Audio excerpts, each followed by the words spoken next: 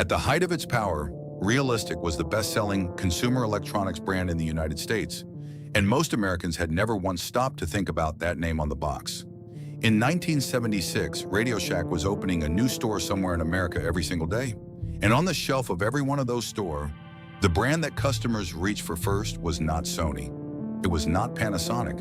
It was a name printed in simple block letters on a brown and red box. Realistic. Families saved up for its speakers. Truckers lined up for its CB radios. Teenagers pressed their ears against its shortwave receivers, trying to pull in voices from across the Atlantic. For 20 years, Realistic was the brand that gave ordinary Americans access to technology they had no other way to afford and no other place to find. By 1994, it was gone. No press release, no farewell sale, no acknowledgement that anything had ended at all. The boxes just stopped appearing on the shelves and the name quietly ceased to exist. How does a brand that taught a generation of Americans what electronics could feel like disappear without a single word of goodbye? The story of Realistic does not begin with a product, it begins with a problem. In 1921, a small shop opened on the edge of downtown Boston, Massachusetts, selling radio parts to merchant sailors and amateur radio operators who needed equipment they could not find anywhere else. The store was called RadioShack, a name borrowed from the wooden enclosure that housed radio equipment on naval vessels. It was cramped, technical, and completely uninterested in the general public. For its first 3 decades, RadioShack existed for one kind of customer, the person who already knew exactly what they wanted and simply needed someone to sell it to them without asking too many questions. By the early 1950s, that customer base was quietly expanding.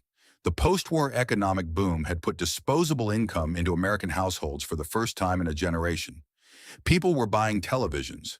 They were buying record players. They were discovering for the first time that sound reproduced through good equipment was a fundamentally different experience than sound reproduced through a cheap one. Hi-fi, high-fidelity audio, was no longer a hobbyist obsession. It was becoming something that ordinary families wanted in their living rooms. The market existed. What did not yet exist was a brand affordable enough to reach it. In 1954, RadioShack introduced a private label line of audio equipment under the name Realist. The idea was straightforward. Source quality components from reliable manufacturers, apply a RadioShack markup that still undercut the premium imports, and put the result on the shelf with a name that communicated exactly what it was. Not luxury, not aspirational. Real, honest. Built for people who cared about performance, but could not spend what a Marantz or a Fisher cost. Within months, a trademark conflict with an existing photographic equipment company forced the name change. Realist became Realistic. The revision was minor. The implication was the same. What happened next is the part of the story that rarely gets told. Realistic's earliest products were not manufactured in a RadioShack facility. They were sourced from established Japanese electronics firms operating under original equipment manufacturer agreements. Companies that built components for premium brands and then produced nearly identical hardware for RadioShack at a fraction of the export price. Tohoku Pioneer, a subsidiary of the Pioneer Corporation, supplied audio components for early Realistic receivers. Sharp's Optonica division contributed manufacturing capability for later product lines. The result was equipment that performed, in many measurable ways, comparably to products sold under far more prestigious labels. At prices that a working family in Ohio or a young couple in suburban Georgia could actually manage. This was the core of what Realistic offered, and it was not an accident. It was a deliberate philosophical position about who deserved access to good technology. In 1963, that philosophy found its most consequential advocate. Charles Tandy, a leather goods entrepreneur from Fort Worth, Texas, acquired RadioShack out of near bankruptcy for approximately $300,000. The chain had 9 stores and was losing money. Tandy looked at those 9 stores and saw something that the previous owners had failed to understand. RadioShack was not a specialty retailer for hobbyists. It was a potential mass-market destination for every American who had ever wanted to understand and own the technology changing the world around them, and had never been given a straightforward, affordable way to do it. Tandy's vision was not complicated. He believed that the American middle class was systematically underserved by the electronics industry. Premium brands were priced out of reach. Department store electronics departments were staffed by generalists who could not answer technical questions. Mail order catalogs required a level of existing knowledge that most customers did not have. Radio Shack could be something different. A neighborhood store where a person who knew nothing about electronics could walk in, ask honest questions, and walk out with something that actually worked at a price they could justify to themselves on the drive home. Realistic was the instrument of that vision. Every receiver, every speaker cabinet, every shortwave radio that carried that name was a concrete expression of Tandy's belief that quality was not a privilege reserved for people who could afford to pay for a brand's reputation rather than its performance. By the mid-1960s, the stores were multiplying. The catalog was thickening, and in living rooms from New England to the Pacific Coast, families were hearing their record collections the way they had never heard them before. Through realistic speakers that cost less than a car payment and sounded like considerably more. One of those families was in Fort Worth itself. A machinist named Harold drove 40 minutes to the nearest Radio Shack in 1965 and spent a Saturday afternoon asking a store employee to explain the difference between two realistic receiver models. He left with a turntable, a receiver, and a pair of realistic speakers he carried to his car in 2 trips. That night, his wife put on a Patsy Cline record and stood in the doorway of the living room listening to something she had never quite heard before, her own house full of real sound. That was what realistic was selling. Not specifications, not wattage. The feeling that the technology of the modern world had finally decided to include you. There's a particular kind of Saturday that people who grew up in the 1970s still remember with uncomfortable clarity. It is the Saturday when the new piece of equipment arrived, when the box came off the shelf and into the trunk of the car, and then onto the living room floor, when the manual got spread across the carpet and the connections got made one careful wire at a time, and when finally the power came on and the sound filled the room for the first time, and everyone in the house went quiet for a moment, because it was better than they had expected. For millions of American families between 1968 and 1982, that box had the word realistic on it. The decade of the 1970s was realistic's golden era, and understanding what that meant requires understanding what the American home sounded like before it. Through most of the 1950s and into the 1960s, the average household audio system was a single-speaker console, a piece of furniture essentially that played music the way a telephone plays voices. Recognizably, but without depth or dimension. Stereo recording had existed since the late 1950s, but the equipment required to play it properly remained expensive enough that it belonged to a narrow slice of the population.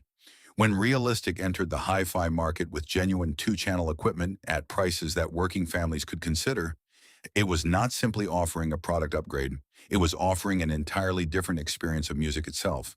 The Realistic Mach 1 speaker, introduced in the early 1970s, became one of the defining products of that era. It was a bookshelf speaker, a wooden cabinet roughly the size of a hardbound dictionary with a woofer and a cocial tweeter that produced a sound considerably larger than its dimensions suggested.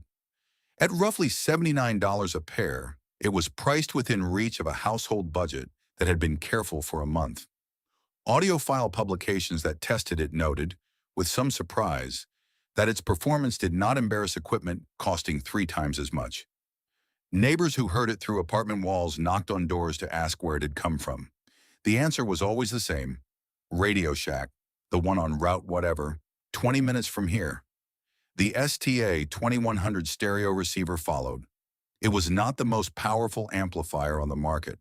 It was not the most technically sophisticated, but it was honest equipment. Clean, reliable, built to a standard that its price point did not require, and its engineers provided anyway. A man who bought one in 1973 and treated it with reasonable care was likely still using it in 1989. Some of them are still in use today, but if the hi-fi equipment defined Realistic's identity among one generation of customers, it was something else entirely that detonated the brand into the center of American popular culture. It came from an unexpected direction, traveled at highway speed, and announced itself over a crackling radio frequency with a handle and a 10 code. In 1975, a musician and advertising copywriter from Omaha named Bill Fries released a novelty song under the name C.W. McCall. The song was called Convoy. It told the story of a convoy of truckers communicating by citizens band radio as they rolled across the country. And it did so in the language of CB culture. 10-4 Smokey Bear. Keep the shiny side up. By January 1976, Convoy had reached #1 on both the country and pop charts simultaneously. It sold over 2 million copies, and it ignited a craze that no market analyst had predicted and no retailer was fully prepared for. Citizens Band Radio had existed since the Federal Communications Commission authorized it as a personal radio service in 1958. For most of its first 15 years, it was used primarily by truckers and rural residents who needed a practical communication tool across distances where telephones were unreliable. Then Convoy came out and everything changed. Suddenly, CB radio was not a utility. It was a culture. It was a language. It was a way of belonging to something larger than your own windshield on a long stretch of interstate. And the place where Americans went to buy a CB radio was RadioShack. And the radio they bought was realistic. The TRC 449 became the signature product of the CB boom. It was a 40-channel mobile transceiver, a dashboard-mounted unit with a handheld microphone and a coiled cord, that retailed for around $89 and performed with the kind of reliable consistency that first-time radio buyers needed from equipment they had never used before. RadioShack had been selling CB radios since the mid-1960s, which meant that when the craze hit, the company had supply relationships, technical knowledge, and shelf space that its competitors scrambled to match. Through 1976 and into 1977, realistic CB radios left the stores faster than they could be restocked. Employees at RadioShack locations across the country worked extended hours and managed waiting lists. A store manager in Tulsa later recalled that during the peak of the boom, he sometimes sold every CB unit on his floor before noon on a Saturday and spent the rest of the day apologizing to customers who had driven 40 minutes to get there. What the CB boom revealed about Realistic was something that its hi-fi products had suggested, but never proven at this scale. The brand had the ability to reach people who did not think of themselves as electronics customers at all. The CB radio buyer of 1976 was not necessarily someone who had ever considered purchasing a stereo receiver. He was a truck driver, or a contractor, or a father of 3 who wanted to monitor traffic on the highway and feel connected to the people around him. Realistic met him exactly where he was. The shortwave receiver community told a parallel story at a quieter frequency. The DX160 and the later DX302 shortwave receivers gave a generation of teenagers and young adults direct access to international radio broadcasts at a price point their allowances and paper route savings could reach. These were not toys. They were genuine communications receivers capable of pulling in signals from the BBC World Service, Radio Moscow, Voice of America, and dozens of other international broadcasters across the full shortwave spectrum. For a 14-year-old in a small town in Iowa who had never been more than 200 miles from home, sitting alone in a bedroom at midnight with a pair of headphones and a realistic shortwave receiver was an act of quiet expansion, a way of reaching past the boundaries of everything familiar and touching a world that existed whether or not you ever got to see it. By the early 1980s, Realistic had added one more product to its canon that would outlast almost everything else the brand ever made. The Minimus 7 was a small speaker, genuinely small, roughly the size of a hardcover novel, with a white polypropylene cabinet and a sound that had no reasonable business being as good as it was at $29.95 a pair. Engineers inside RadioShack had designed it to a performance standard that exceeded its price category by a margin that should not have been commercially viable. It became one of the best-selling speaker products in RadioShack's history. It also became the last great product Realistic would ever produce, though no one knew that yet. In the stores, the employees who sold these products understood something that the corporate offices would later lose sight of. The customers who came to RadioShack for Realistic equipment were not walking in because they had seen a television commercial or read a magazine advertisement. They were walking in because someone they trusted, a neighbor, a coworker, a brother-in-law, had told them to. Realistic had built its reputation entirely through the experience of actual ownership, and that reputation was the most durable thing the brand possessed. It could not be manufactured. It could only be earned one Saturday afternoon at a time, in one living room after another across the length and width of the country. What was coming next would prove that it could also be thrown away. Charles Tandy did not believe in growing slowly. When he acquired RadioShack in 1963, the chain had 9 stores and a balance sheet that a generous accountant might have described as fragile. By the time Tandy died of a heart attack in November 1978, RadioShack had more than 7,000 locations across the United States and was generating revenues that made it the largest consumer electronics retailer in the country by a margin that its nearest competitors could not close. That expansion did not happen by accident. It happened because Tandy understood something about American geography and American retail that almost nobody else in his industry had bothered to think through carefully. The dominant assumption in retail electronics during the 1960s was that serious customers lived in cities. The market was urban, the flagship stores were urban, and the advertising was targeted at urban consumers who had enough density around them to support a specialty electronics destination. Tandy looked at a map of the United States and saw something different. He saw that most Americans did not live in cities. They lived in mid-sized towns, in suburbs that were still being built, in county seats and regional centers that had hardware stores and clothing stores and grocery stores, but no place where a person could walk in off the street and buy a quality piece of electronic equipment from someone who actually understood what they were selling. Radio Shack would go to those places, and Realistic would go with it. The expansion model Tandy built was precise and deliberately unconventional. Rather than pursuing large anchor spaces in major shopping malls, the strategy that department stores and early big box retailers were chasing, Radio Shack targeted smaller footprints in strip malls, downtown storefronts, and neighborhood commercial corridors. A Radio Shack location needed roughly 2,000 to 2,500 square feet to operate effectively. That size made it viable in markets that could not support a larger store, and it made the economics of individual locations manageable enough that the company could absorb the occasional underperformer without restructuring its entire expansion plan. By the early 1970s, Radio Shack was opening locations at a rate that stunned the retail industry. At the peak of its expansion phase, the chain was inaugurating more than 1 new store per day somewhere in America. The model that made this possible was built around a single structural advantage that Tandy had identified and protected with unusual discipline. Radio Shack did not sell other companies' products. Every item on every shelf in every Radio Shack location was a Radio Shack brand. Realistic for audio and consumer electronics, Archer for components and connectors, Micronte for test equipment and instruments. This was not a minor operational detail. It was the financial engine of the entire enterprise. When Radio Shack sold a Realistic receiver for $80, it was not paying a Sony or a Panasonic for the privilege of stocking their product and accepting whatever margin the manufacturer chose to allow. It was selling its own product at its own margin, with complete control over pricing, inventory, and quality standards. The gross margins Radio Shack generated through this private label model were substantially higher than anything a conventional electronics retailer could achieve, and those margins funded the expansion that filled the map. For Realistic specifically, the arrangement created something unusual in American retail.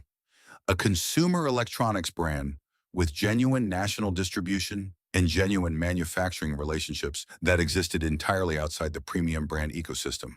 The Realistic customer in Boise, Idaho, was buying the same product as the Realistic customer in Charlotte, North Carolina. The price was the same. The warranty was the same. The employee on the other side of the counter had been trained by the same Radio Shack educational materials and was expected to be able to explain the product rather than simply ring it up. This consistency was not glamorous, but it was the foundation of the trust that Realistic accumulated through the 1970s and into the early 1980s. The CB radio boom of 1975 through 1977 accelerated everything.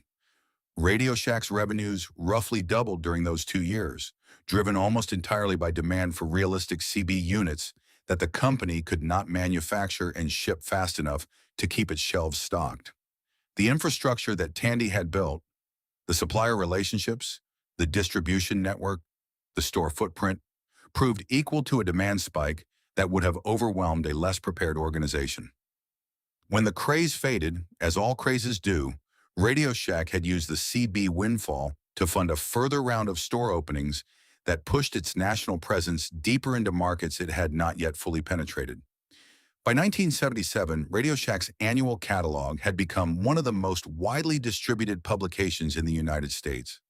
The company printed and distributed over 100 million copies per year, a number that placed it in the company of the Sears catalog and the JCPenney catalog as a document that arrived in American homes and stayed there, dog-eared on kitchen counters and workshop benches, consulted and reconsidered across months rather than discarded with the weekly circulars. For Realistic, the catalog was a sales channel and a cultural artifact simultaneously.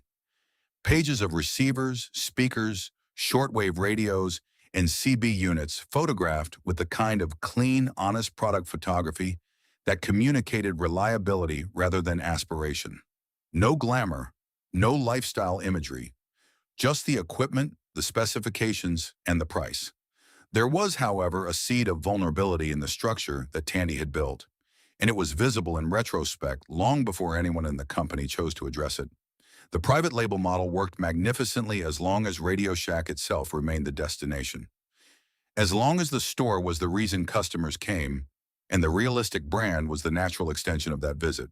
The moment a customer began to ask not which RadioShack product was best, but whether a RadioShack product was better than a Sony or a Panasonic, the entire architecture of the model was exposed to a question it had not been designed to answer. That question was already forming in the late 1970s, just quietly enough that the people who needed to hear it were not yet listening. There is a specific moment in the life of a brand when it stops being a company and becomes a part of the landscape. When it crosses the line between something people choose and something people simply assume will always be there. RadioShack crossed that line sometime in the late 1970s, and Realistic crossed it with the store because the two had become, in the minds of most American consumers, essentially the same thing. By 1977, RadioShack operated more than 7,000 stores across all 50 states. That number is worth sitting with for a moment. 7,000 locations meant that the overwhelming majority of Americans lived within a reasonable drive of a RadioShack. Not a major metropolitan area, not a regional shopping destination, but a neighborhood store staffed by people who knew the products and were expected to explain them. In rural counties where the nearest department store might be an hour away, RadioShack was frequently the only place within practical distance where a person could buy a piece of quality electronics equipment, get it installed correctly, and return with a question the following week and find someone capable of answering it. The store had become infrastructure, and Realistic was what that infrastructure sold. The annual RadioShack catalog had by this point achieved a distribution and cultural presence that few publications of any kind could match. 100 million copies printed and mailed every year. Families kept it. Fathers consulted it. Children studied it the way previous generations had studied the Sears Wish book, with the focused, patient attention of people who intended to eventually own what they were looking at. The Realistic pages were among the most annotated in the catalog. Receivers circled in ballpoint pen, speakers with prices noted in the margin. The catalog was not advertising in any conventional sense. It was a promise, renewed annually, that the equipment existed, that it was affordable, and that the store down the road would have it in stock. The cultural saturation of RadioShack during this period was not limited to the catalog or the storefronts. The brand appeared in the fabric of American daily life in ways that advertising alone cannot manufacture. When personal computers began to emerge as a consumer product in the late 1970s, RadioShack was there first among mass-market retailers with the TRS-80, introduced in 1977, one of the first fully assembled personal computers available to consumers at a price below $600.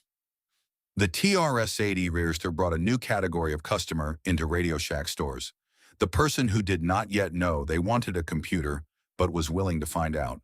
And while they were there, discovering what a personal computer could do, they walked past the Realistic equipment on the adjacent shelves, Many of them stopped. The generational reach of Realistic during its peak years was something that its competitors could not replicate because it was not the product of a single marketing campaign or a single product cycle. It had been built over 2 decades of consistent presence in American homes. A grandfather who had bought a Realistic hi-fi receiver in 1968 had a son who bought a Realistic CB radio in 1976, and a grandchild who received a pair of Realistic Minimus 7 speakers as a graduation gift in 1983. Three purchases, 15 years apart, each one representing a different chapter of what American consumer electronics looked like, and all of them carrying the same name on the box. That kind of continuity across generations is not something a brand can buy. It accumulates slowly through the experience of actual ownership, and it represents a form of trust that is genuinely difficult to rebuild once it has been allowed to erode. What the employees of RadioShack experienced during this period was something that people who worked in retail during those years still describe with a particular kind of clarity. A store manager named Gary, who ran a RadioShack location in suburban Columbus, Ohio, through most of the 1970s and into the early 1980s later, recalled that the job felt like running a community resource as much as a retail operation. Customers came in not only to buy things, but to ask questions about their existing equipment, about compatibility, about what they should buy next and why. The Realistic line gave his staff something to believe in, products they had used themselves, at prices they could honestly recommend without feeling that they were extracting money from someone's household budget under false pretenses. When the equipment worked, and it generally did, those customers came back, not just for the next purchase, for the next decade of purchases. The Minimus 7 speaker, which reached the market in the early 1980s, became the clearest expression of everything Realistic represented at its best. It was small enough to sit on a bookshelf without dominating a room, inexpensive enough to be purchased without extended deliberation, and engineered to a standard of audio performance that had no business existing at its price point. RadioShack sold it for $29.95 a pair. Audiophiles who tested it against speakers costing 5 and 6 times as much found themselves writing carefully hedged reviews that acknowledged with varying degrees of discomfort that the thing simply worked. It worked in dorm rooms and kitchens and workshops and home offices. It worked for people who knew exactly what they were listening for and for people who simply wanted music in the room. It became the kind of product that gets recommended by word of mouth for years after the original purchase, because the person recommending it is still using theirs and has no reason to stop. That was Realistic at its peak. A brand trusted enough to cross generations, distributed broadly enough to reach every corner of the country, and engineering products good enough that the people who bought them became its most effective salespeople. It was, by any reasonable measure, one of the most successful private label consumer electronics brands in American history.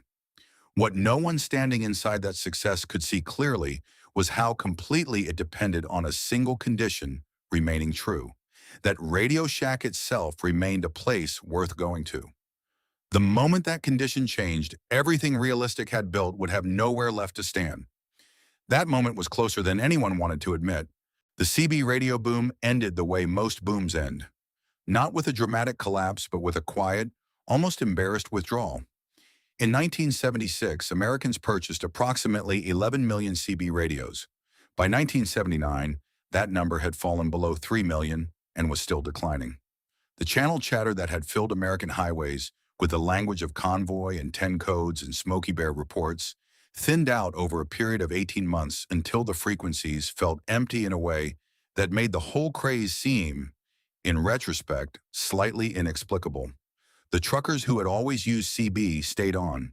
Almost everyone else quietly moved on to something else. For RadioShack, the aftermath was not catastrophic in the immediate sense. The company had profited enormously from the boom years, and its store count and distribution infrastructure remained intact. But the CB collapse exposed something that the boom had temporarily obscured.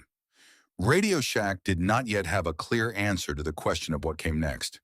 The TRS-80 personal computer, introduced in 1977, had provided a partial answer and a genuine moment of innovation. But the personal computer market was evolving faster than RadioShack's private label model could track, and the competition arriving from Apple, IBM, and a rapidly expanding field of clone manufacturers was operating at a level of technical sophistication and marketing investment that a Fort Worth retailer could not match through catalog sales alone. Meanwhile, on the shelves where realistic CB radios had once been restocked daily, inventory sat longer. Prices were marked down to clear stock that had seemed urgently scarce 2 years earlier, and now moved reluctantly. For a brand whose image had been built on reliability and consistent demand, the visual of discounted, slow-moving merchandise was a quiet form of reputational damage. Minor in isolation, cumulative over time. The more significant pressure was arriving from a direction that Tandy had anticipated in the abstract but underestimated in its specific force. Japanese consumer electronics brands had been present in the American market since the 1960s, but through the late 1970s and into the 1980s, they arrived with a momentum and a product quality that changed the terms of the entire category. Sony's Walkman, introduced in the United States in 1980, did not simply create a new product segment. It demonstrated, at a price that middle-class consumers could reach, that Japanese electronics design had moved beyond parity with Western manufacturers into genuine aesthetic and engineering leadership. The Walkman was not just better than anything RadioShack sold in the personal audio category. It was better in a way that customers could feel immediately in their hands before they had read a single specification.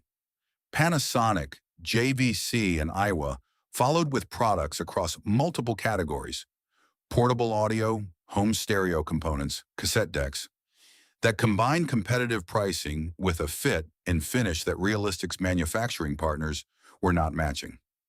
The RadioShack customer who walked in for a cassette deck in 1982 and compared a Realistic unit to a competing product from a Japanese brand was making a comparison that, for the first time in the brand's history, did not reliably resolve in Realistic's favor.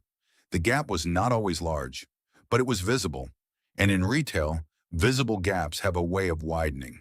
What made this pressure particularly difficult for RadioShack to address was structural. The private label model that had funded the company's expansion and generated its margins was also the model that prevented it from responding to consumer preference in the most direct way available, by simply stocking the products that customers were asking for. A conventional electronics retailer facing this situation could add Sony and Panasonic to its shelves and capture the sales it was losing to specialty stores and department store electronics departments. RadioShack, committed to its own brands, could not do that without fundamentally reconsidering what kind of company it was. For most of the early 1980s, the company chose not to reconsider. Realistic continued to expand its product line, adding new receiver models, new speaker configurations, new portable audio equipment. The engineering was not declining. The Minimus 7 released during this period remained genuinely excellent, but the context in which Realistic existed was shifting in ways that product quality alone could not address. The customer walking into RadioShack in 1983 was a different customer than the one who had walked in 1973.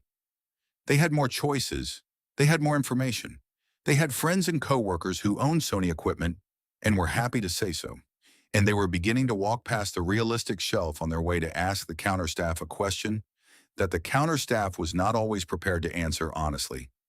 Is this actually as good as what I can get somewhere else? A franchise owner in Nebraska named Dennis noticed the shift before his quarterly numbers confirmed it. Through most of the 1970s, his store had run on the momentum of Realistic's reputation. Customers came in knowing what they wanted, and his job was primarily to help them choose between models rather than convince them the brand was worth considering. In 1983, for the first time, he began to feel the conversation change. Customers were hesitating. They were asking comparative questions.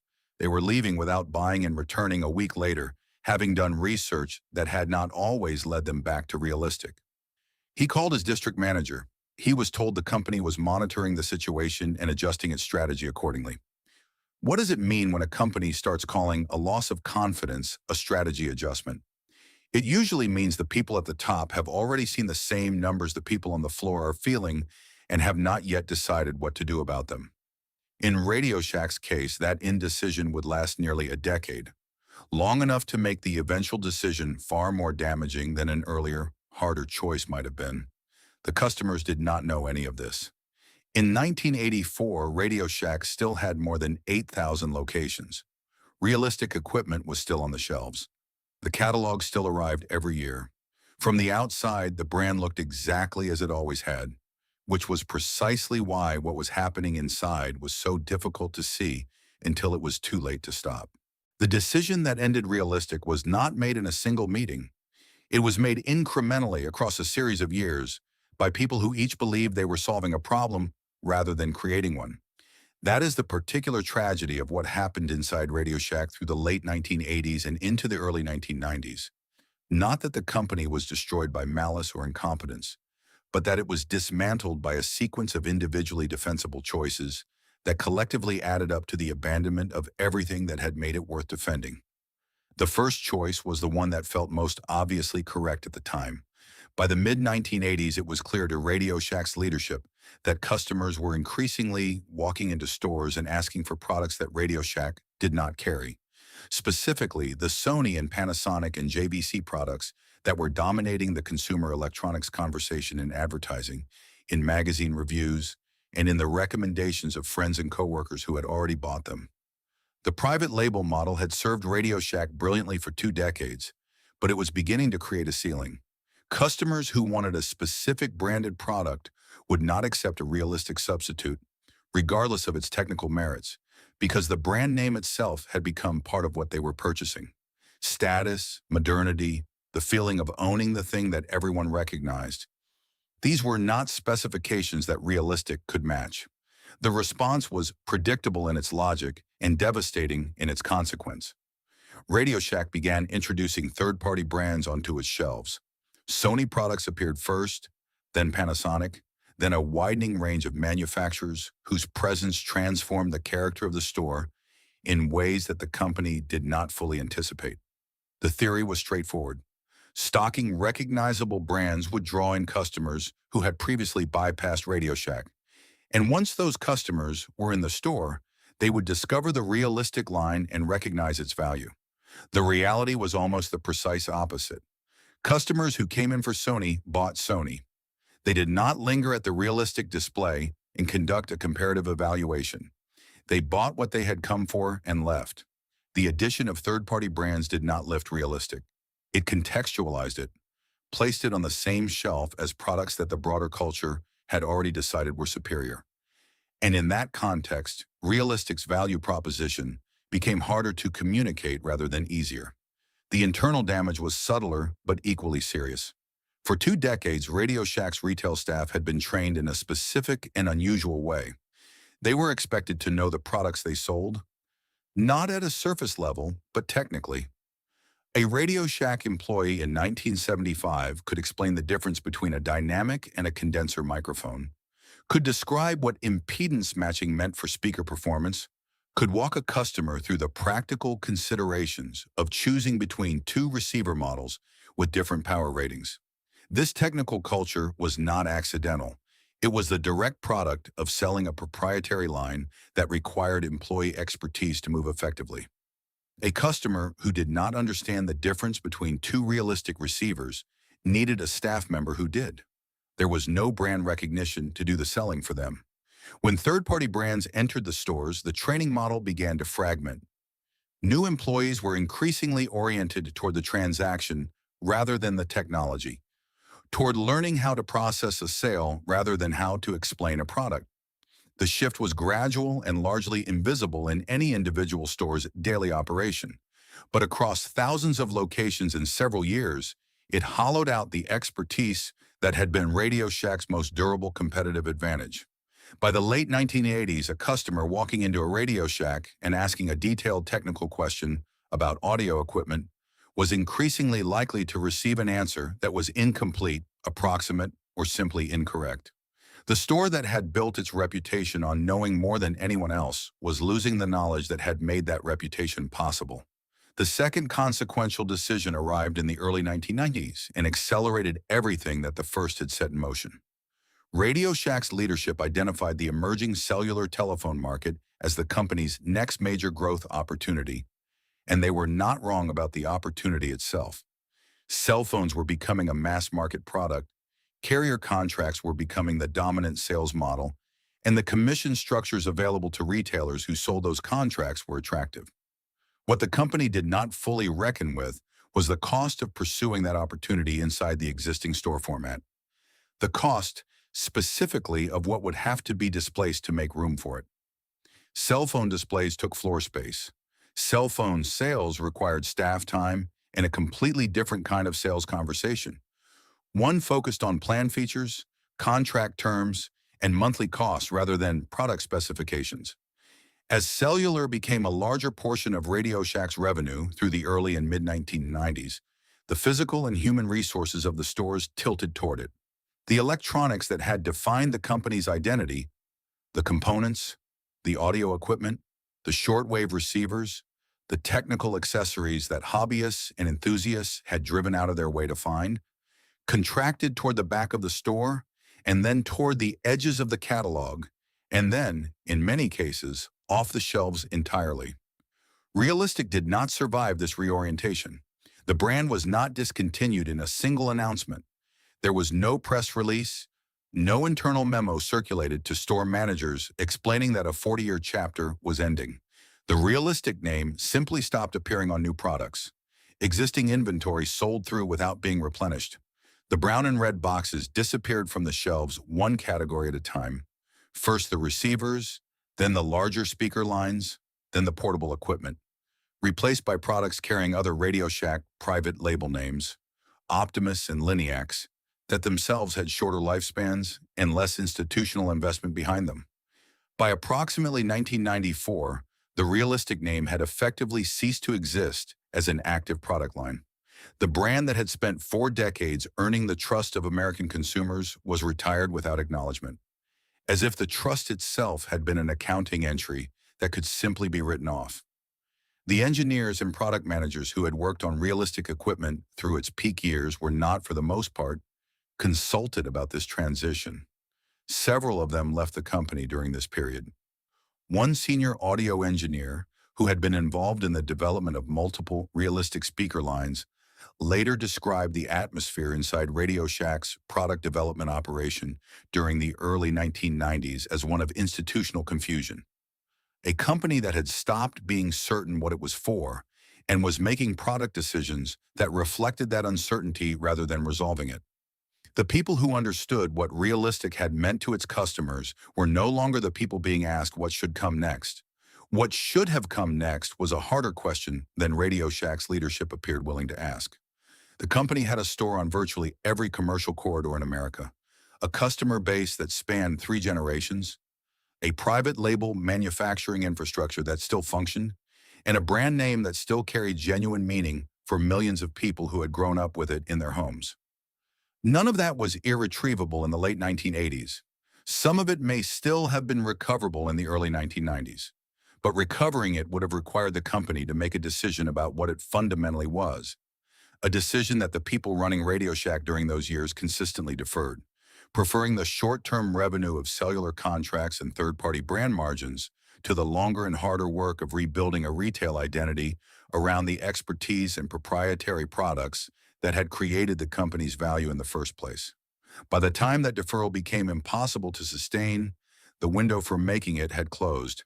The first sign that something was permanently broken came not from a bankruptcy filing or a store closure announcement, but from a change that customers noticed without being able to fully articulate.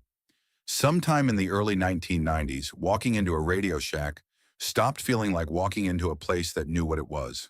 The staff behind the counter were younger, less technically fluent, more focused on the laminated carrier plan comparison sheets near the register than on the diminishing rows of electronic components along the back wall. The catalog, which had once been a document that families kept and consulted across months, had thinned and shifted its emphasis toward products that could be found in any consumer electronics store in the country. The thing that had made Radio Shack, the expertise, the proprietary products, the sense that this particular store existed to serve a particular kind of customer with a particular kind of need, was receding, and what was filling the space it left behind was generic. For the customers who had grown up with Realistic, the experience of this transition carried a specific quality of loss that was difficult to explain to anyone who had not shared it. It was not simply that the products they had trusted were no longer on the shelves.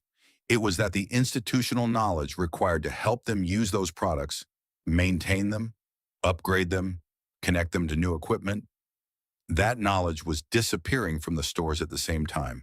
A man who had bought his first realistic receiver in 1971 and had returned to RadioShack half a dozen times since for components, adapters, and accessories, found himself standing at a counter in 1993 with a technical question that the employee in front of him could not answer. The employee was not indifferent. He simply did not know, and there was nowhere else in the store to ask. RadioShack's financial performance through the 1990s told a story that the company's public communications worked hard to obscure. The cellular telephone business generated revenue, and for several years that revenue masked the deterioration happening in the core electronics business. Store counts remained high, over 7,000 locations through most of the decade, and the sheer density of the chain's footprint made the company look, from a distance, like a functioning retail operation. What the numbers did not show was the hollowing that was occurring inside that footprint. The declining basket size, the shrinking margins on third-party brands, the erosion of the customer relationship that had once been RadioShack's most durable asset. The competitive environment was simultaneously becoming more hostile in ways that RadioShack's strategic pivots had done nothing to address. Best Buy had been founded in 1966, but had transformed itself in the mid-1980s into a high-volume, low-margin consumer electronics superstore that competed on selection and price in ways that RadioShack's small footprint model could not match. Circuit City was pursuing a similar strategy with considerable success across the Southeast and Mid-Atlantic states. These were not specialty retailers competing on expertise. They were volume operations that offered the branded products RadioShack had decided to stock, at prices RadioShack could not consistently beat, in stores that conveyed a sense of abundance and modernity that RadioShack's aging strip mall locations increasingly failed to project. The customer who had once driven to RadioShack because it was the only place within reasonable distance that carried quality electronics now had alternatives that were often closer, larger, and stocked with a wider selection of the brands they actually wanted. The cellular business, which had appeared to offer a path through this competitive pressure, began to deteriorate in its own right as the decade progressed. Carrier relationships shifted. Commission structures changed.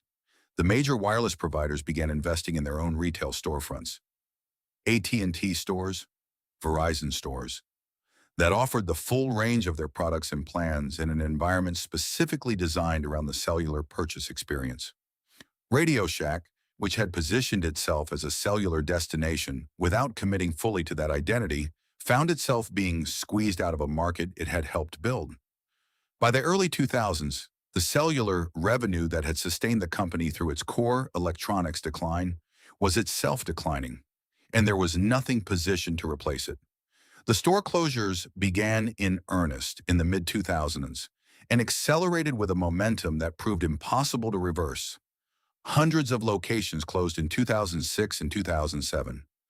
Hundreds more followed through the financial crisis years of 2008 and 2009. Each closure removed a node from the national network that had once been RadioShack's greatest structural advantage. The sheer ubiquity that had made the brand a part of the American landscape rather than simply a retail option. As the network contracted, the remaining stores became less valuable to the customers who might otherwise have visited them, because the implicit promise of the RadioShack brand, that there would always be one near you, that you could always count on it being there, was no longer true. The company filed for Chapter 11 bankruptcy protection in February 2015. At the time of the filing, RadioShack operated approximately 4,000 stores and carried debt obligations that its revenue could no longer service. The bankruptcy court approved the sale of approximately 1,700 locations to a wireless carrier affiliate and the closure of the remainder. Within weeks of the filing, Liquidation sales began in stores that had been open continuously for decades. Customers who had shopped at their local Radio Shack since the 1970s arrived to find the shelves being emptied by liquidators who priced the remaining inventory with the brisk efficiency of people who understood its commercial value and nothing else about what it had once represented. In a Radio Shack store in a suburb of Columbus, Ohio, not far from where a manager named Gary had once run one of the company's busiest locations through the height of the realistic era, a man named Robert spent 45 minutes on a Tuesday afternoon in March 2015 walking slowly through the liquidation sale. He had been a Radio Shack customer since 1969. He had bought his first realistic receiver there, his CB radio, his shortwave set, the Minimus 7 speakers that were still improbably working in his garage workshop. He bought a package of alkaline batteries and a coil of speaker wire that he did not particularly need. He told the young man at the register that he had been shopping there for 46 years. The young man nodded politely and gave him his change. Radio Shack filed for bankruptcy a second time in March 2017. The reorganization that followed resulted in a company that retained the Radio Shack name for a small number of remaining locations and an e-commerce operation, but bore no meaningful relationship to the institution that Charles Tandy had built. The stores that survived were franchise operations in secondary markets, carrying a brand name that had been stripped of the content that had given it meaning. The electronics expertise was gone. The proprietary product lines were gone. The catalog was gone. The institutional memory that had once lived behind every Radio Shack counter in America was gone. The realistic name was briefly attached to a line of Bluetooth speakers sold online in 2016. They were unremarkable products carrying a remarkable name, sold without context or history to customers who had no particular reason to know what that name had once meant. They sold poorly and were discontinued quietly, which was, in its own way, a fitting end to a story that had begun with so much more. There was no ceremony, no retrospective, no acknowledgement from the company that had inherited the name that something worth mourning had passed. The brown and red boxes were gone from the shelves. The catalog was gone from the kitchen counter. The man behind the counter who knew the difference between two receivers and could explain it without condescension, he was gone too. What remained was the equipment itself, sitting in garages and basements and spare bedrooms across the country.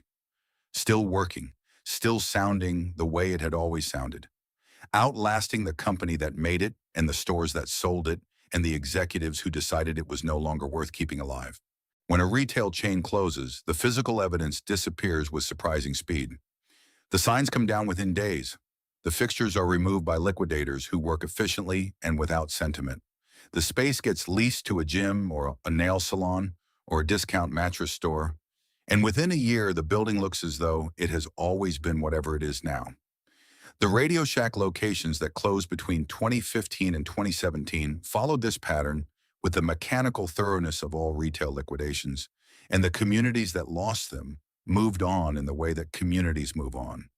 Not by forgetting exactly, but by absorbing the absence into the background of daily life until the gap becomes unremarkable. What did not disappear as quickly was the need that Radio Shack had spent 5 decades serving. The customer who had relied on Radio Shack for technical components, the resistors, capacitors, switches, connectors, and specialized cables that hobbyists and repair enthusiasts and amateur radio operators required, had no obvious successor to turn to. Best Buy did not stock components. Walmart did not stock components. The internet offered them, scattered across dozens of suppliers with varying reliability and shipping times. But the internet could not answer a question, could not look at a broken piece of equipment and identify what it needed, could not walk a first-time builder through the logic of a simple circuit.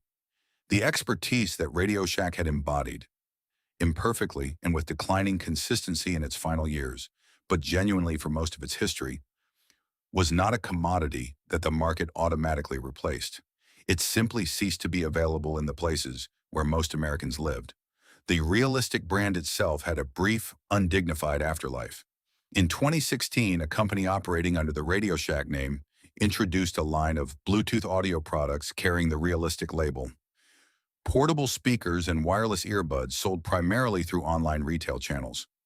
The products were manufactured offshore to specifications that had no relationship to the engineering standards the Realistic name had once represented, priced in the crowded lower tier of the Bluetooth accessories market, and marketed without any acknowledgement of the brand's history or any apparent understanding of why that history might matter to potential customers. They generated no meaningful sales and were discontinued within a year. The revival attempt revealed, more clearly than any analysis could, the degree to which the people now controlling the RadioShack intellectual property did not understand what they owned. That Realistic had never been simply a name that could be applied to any product in any category, but a specific promise to a specific customer that had been built and maintained through 40 years of consistent delivery, and that could not be resurrected by attaching it to a generic Bluetooth speaker and listing it on Amazon. The communities most visibly affected by RadioShack's collapse were not the major metropolitan areas where Best Buy and other large format retailers had long provided alternatives. They were the smaller cities, the mid-sized towns, the rural counties where RadioShack had been the only serious electronics retail presence for decades. In those places, the closure of the local RadioShack created a gap that remained unfilled, not because the demand had disappeared, but because the economics of physical retail in lower density markets made it difficult for any successor to justify the investment. The hobbyist in a small town in rural Kansas, who had once driven 12 minutes to RadioShack for a specific component, now either ordered online and waited, or drove an hour and a half to the nearest Best Buy, or simply stopped pursuing the project that had required the component in the first place. None of these outcomes represented a satisfactory replacement for what had been lost. The broader industry lesson written into the RadioShack collapse was one that the retail sector absorbed slowly and incompletely. The lesson was not, as it was sometimes summarized in business school case studies, simply that physical retail could not compete with e-commerce, or that specialty retailers were structurally vulnerable to category killers. Those conclusions were true as far as they went, but they missed the specific mechanism of RadioShack's failure. RadioShack did not lose to Amazon because Amazon offered lower prices on the same products. It lost because it systematically dismantled the things that had made it irreplaceable: the proprietary products, the technical expertise, the coherent retail identity built around serving a specific customer with specific needs, and replaced them with things that Amazon and Best Buy and Walmart could provide more efficiently. Having made itself generic, it was beaten by organizations that were better at generic. The cautionary principle was not that differentiation is difficult to sustain. It was that differentiation is the only thing worth sustaining, and that abandoning it in pursuit of short-term revenue is a choice from which recovery is nearly impossible. What RadioShack had been, at its best, was something that American retail has not found a way to replace. It was a place where a person who wanted to understand technology could walk in off the street, ask honest questions without embarrassment, and leave with equipment that worked and knowledge of how to use it. That combination, accessible expertise, quality products at honest prices, physical presence in communities of every size, was not a business model that the market produced spontaneously after RadioShack vacated it.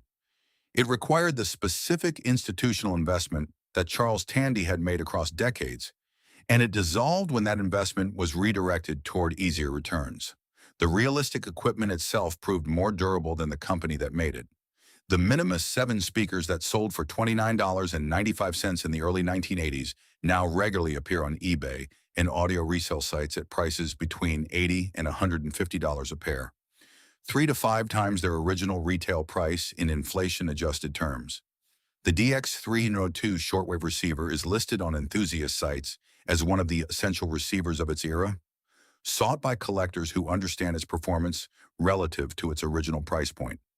The STA2100 receiver, the Mach 1 speakers, the TRC series CB radios, all of them circulate in the secondary market, maintained and repaired by people who learned their electronics at RadioShack counters and have not forgotten what they were taught there.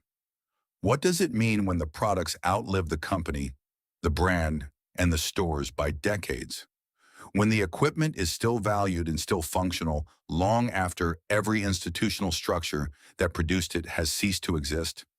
It means at minimum that the engineering was real, that the promise realistic made to its customers, that they were buying something genuinely worth buying at a price that respected their budget without condescending to their expectations, was a promise the products themselves kept, even after the company stopped keeping it.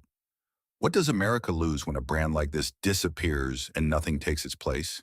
It loses more than a store.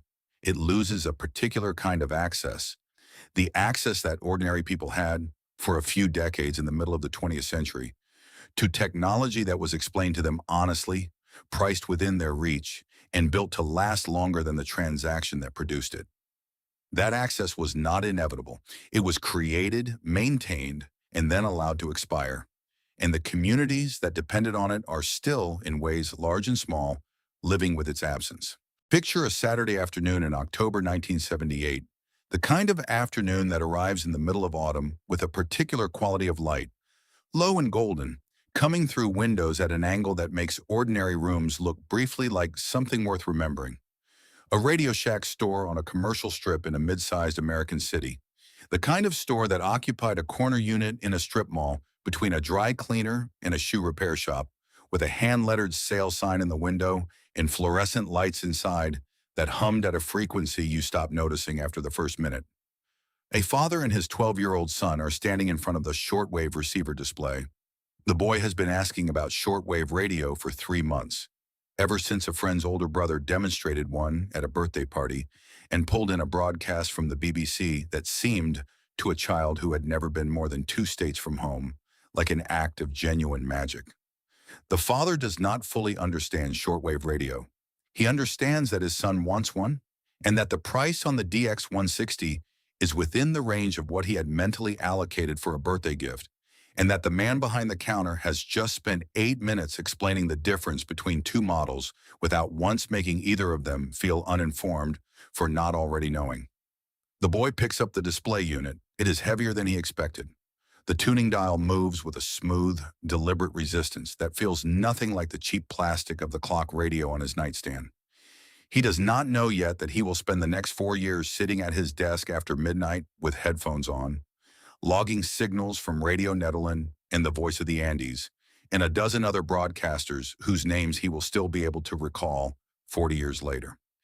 He does not know that the habit of patient, attentive listening he develops in front of that receiver will stay with him in ways that are difficult to trace but genuinely real.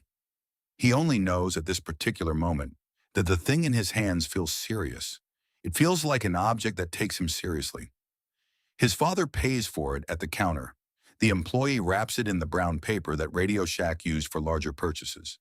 They carry it to the car in the October light and drive home through streets that look, in memory, exactly the way that era always looks.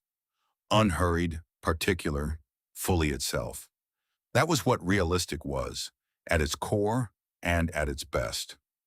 Not a brand in the contemporary sense of the word, not a lifestyle signifier or a cultural statement or a carefully managed identity platform. Something older and less complicated than that. A reliable intermediary between ordinary people and the technology of their time. A consistent answer to the question of where a person of modest means and genuine curiosity could go to find equipment that worked at a price that did not require an apology, sold by someone who understood what they were talking about. The role that realistic played in American life was not glamorous and was never described in those terms by the people who filled it. Charles Tandy did not speak about democratizing access to consumer electronics. RadioShack's catalog copy did not invoke the dignity of the working-class customer or the importance of making quality available beyond the premium market. The language was always practical: specifications, prices, warranty terms. But the practical language described something that carried genuine social weight. For the father who bought a realistic hi-fi system in 1968 and heard his record collection for the first time the way it was meant to be heard, the purchase was not a luxury. It was a form of participation in the culture, in the modernity, in the American expectation that improving technology would improve the lives of everyone. not only the people who could afford the premium version of everything. For the teenager with the shortwave receiver, it was access to a world beyond the one immediately visible. For the trucker with the CB radio, it was connection to other people across the specific loneliness of long-haul driving. For the working family who saved for the minimum 7 speakers and put them on the bookshelf in the living room, it was the ordinary human pleasure of music heard well in one's own home without compromise. These were not trivial things. They were the kind of things that accumulate into a life, that mark the moments when a person felt that the world was arranged, however briefly, in their favor. What realistic offered, and what nothing has straightforwardly replaced, was the combination of physical presence, institutional knowledge, and genuine product quality at a price point accessible to the broad middle of American economic life. Each of those elements exists somewhere in the current landscape. Quality audio equipment can be found. Technical knowledge exists online in quantities that would have been unimaginable in 1978. Affordable electronics are available from sources that realistic's most ambitious engineers could not have conceived. But they do not exist together in one place, staffed by a person who will spend 8 minutes with a father and his son on a Saturday afternoon, because that is what the job requires and what the culture of the institution has made normal. That specific combination, presence, knowledge, accessibility, trust, was built over decades and dismantled over years, and the dismantling was not inevitable. It was chosen incrementally by people who believed they were making reasonable decisions in difficult circumstances and who may never have fully understood what they were choosing to let go. Somewhere tonight, a pair of Minimus 7 speakers is playing music in a garage workshop in a state that still has a RadioShack memory attached to every commercial strip that used to have one. The man listening to them bought them in 1984 and has never found a reason to replace them. He probably could not explain, if asked directly, why he has kept them this long, why he has moved them through 3 houses and a divorce and a cross-country relocation, and they are still on the shelf above his workbench, still connected, still working. He does not need to explain it. The speakers explain it every time he turns them on. Some things were built to last. The people who built them knew it, even when the company that employed them had stopped believing it mattered. That knowledge lives in the equipment. It lives in the weight of a tuning dial that moves with smooth, deliberate resistance. It lives in the sound that fills a room and makes the person in it feel, for a moment, that something in the world was made specifically with them in mind. Realistic is gone. What it made is not.